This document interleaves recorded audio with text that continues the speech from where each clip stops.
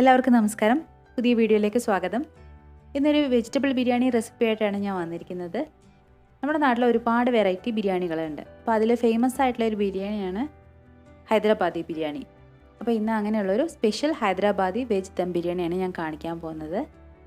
പരസ്പരം ഒട്ടിപ്പിടിക്കാത്ത ഉലർന്ന് കിടക്കുന്ന റൈസാണ് ഹൈദരാബാദി ബിരിയാണിയുടെ പ്രത്യേകത. അപ്പോൾ അതെങ്ങനെയാണ് ചെയ്യുക, അതിന് വേണ്ട ആവശ്യമുള്ള സാധനങ്ങൾ എന്തൊക്കെയാണെന്ന് നോക്കാം.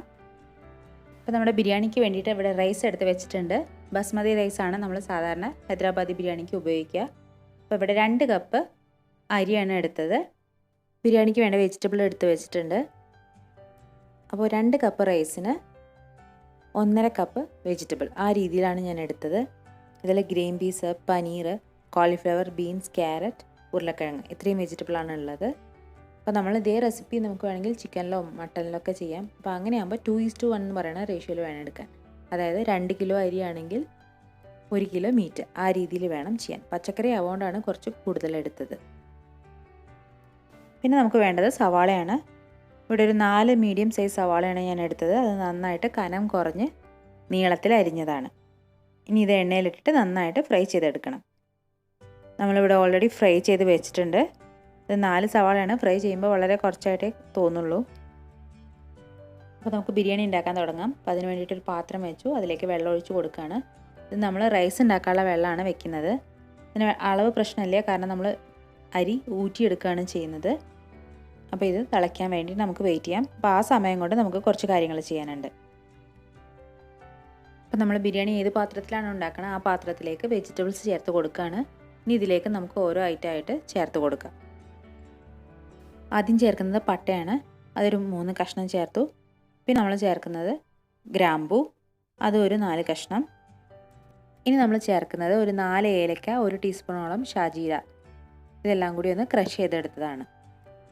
പിന്നെ അതിലേക്ക് ചേർക്കുന്നത് ഇഞ്ചി വെളുത്തുള്ളി പേസ്റ്റ്. അടുത്ത് നമ്മൾ ചേർക്കുന്നത് പച്ചമുളകിൻ്റെ പേസ്റ്റാണ്. ഒരു 3 പച്ചമുളക് അരച്ചെടുത്തതാണ്. അത്യാവശ്യം എരിവുള്ള മുളകാണ്. ഇനി അതിലേക്ക് ആവശ്യത്തിന് മുളക് പൊടി കൂടി ചേർത്ത് കൊടുക്കാം. ഒരു 1.5 ടേബിൾ സ്പൂണോളം. ഇത് അത്യാവശ്യം നല്ല എരിവുള്ള മുളകാണ്.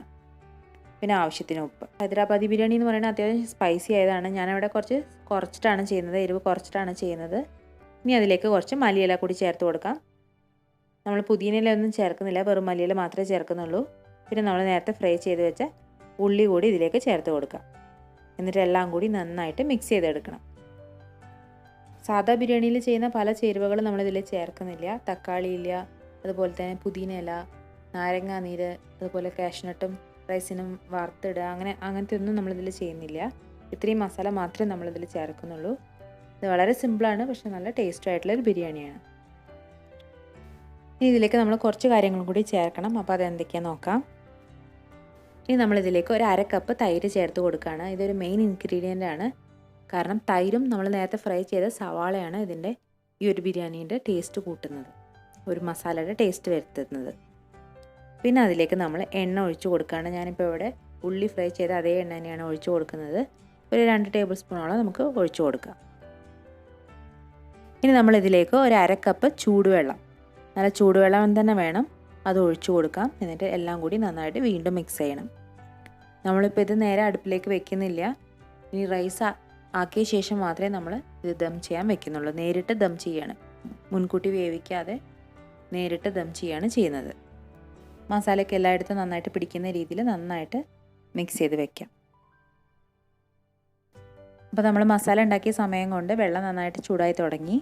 ഇനി ഇതിലേക്ക് നമുക്ക് ഓരോന്നായിട്ട് ചേർത്ത് കൊടുക്കാം. ആദ്യം നമ്മൾ ചേർക്കുന്നത് ഉപ്പാണ്. ചോറിലേക്ക് ആവശ്യമായ ഉപ്പ് ഇതിലേക്ക് ചേർത്ത് കൊടുക്കാം.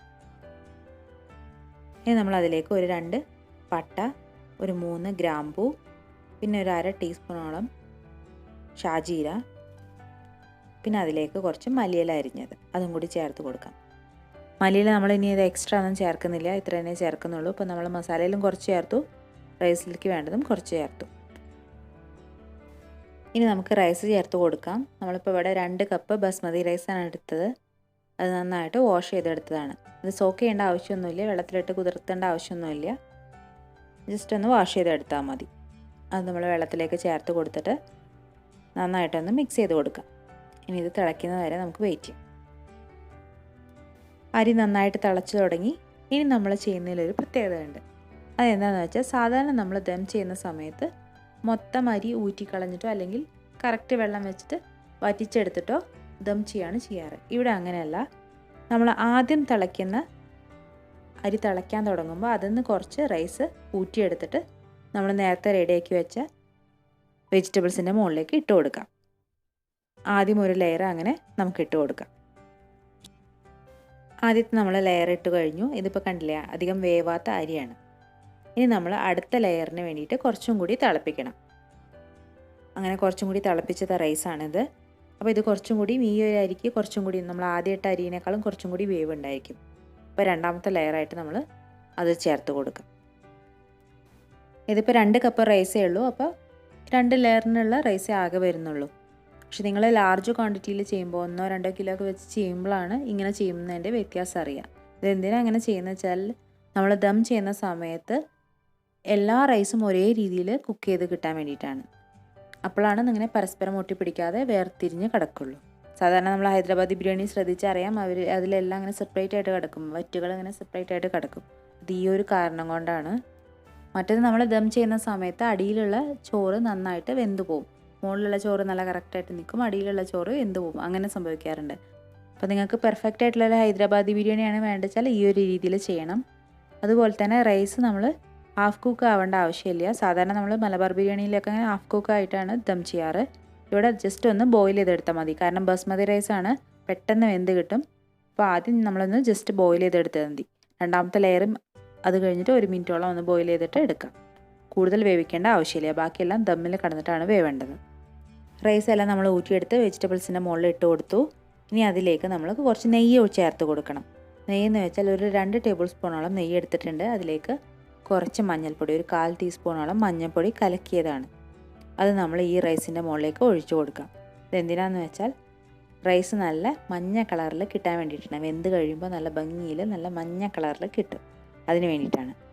അപ്പോൾ നമ്മളിവിടെ നെയ്യ് ചേർത്ത് കൊടുത്തു. വേറൊന്നും നമ്മൾ ചേർക്കുന്നില്ല. സാധാ ബിരിയാണി ദം ചെയ്യുന്ന പോലെ മല്ലിയിലയോ പുതിനയില അങ്ങനെ ഒന്നും നമ്മൾ ചേർക്കുന്നില്ല. ഇനി നമ്മളിത് നേരിട്ട് ദം ചെയ്യാൻ വെക്കുകയാണ് ചെയ്യുന്നത്. ആവി പോവാതിരിക്കാൻ വേണ്ടിയിട്ട് ഞാനൊരു സിൽവർ ഫോയിൽ വെച്ചിട്ട് അടച്ചിട്ടുണ്ട് അടപ്പ്. ഇനി ഇത് നമ്മളൊരു അരമണിക്കൂറോളം, കറക്റ്റ് അരമണിക്കൂറോളം ചെറിയ തീയിൽ വെച്ചിട്ടാണ് ദം ചെയ്യുന്നത്. അപ്പോൾ ഇനി നമുക്ക് അരമണിക്കൂർ കഴിഞ്ഞിട്ട് നോക്കാം. അപ്പോൾ അരമണിക്കൂർ കഴിഞ്ഞു, നമ്മളുടെ ബിരിയാണി റെഡി ആയിട്ടുണ്ട്.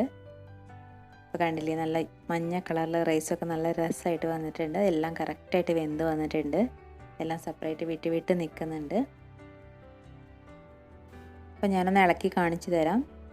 അപ്പോൾ ആദ്യം നമുക്ക് വേണമെങ്കിൽ കുറച്ച് ഈ യെല്ലോ റൈസ് നമുക്ക് മാറ്റി വെക്കാം ഒരു പ്ലേറ്റിലേക്ക്.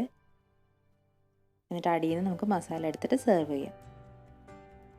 അപ്പോൾ ഞാനിതെല്ലാം നന്നായിട്ട് മിക്സ് ചെയ്തെടുത്തിട്ടുണ്ട്. അപ്പോൾ നിങ്ങൾക്ക് കാണിച്ചു തരാൻ വേണ്ടിയിട്ടാണ്. എല്ലാ റൈസും നന്നായിട്ട് ഒട്ടാതെ എല്ലാം സെപ്പറേറ്റ് ആയിട്ട് കിടക്കുന്നുണ്ട്. നമ്മൾ പുറത്തുനിന്നൊക്കെ വാങ്ങുന്ന അതേ രീതിയിൽ തന്നെ കിടക്കുന്നുണ്ട്. അപ്പോൾ നമ്മളെ ബിരിയാണി നിങ്ങൾക്ക് ഇഷ്ടമായെന്ന് വിചാരിക്കുന്നു. വളരെ സിമ്പിളാണ്, എളുപ്പത്തിൽ ചെയ്യാനും പറ്റും, നല്ല ടേസ്റ്റുമാണ്. പുറത്തുനിന്നൊക്കെ വാങ്ങുന്ന അതേ ടേസ്റ്റിൽ തന്നെ കിട്ടും.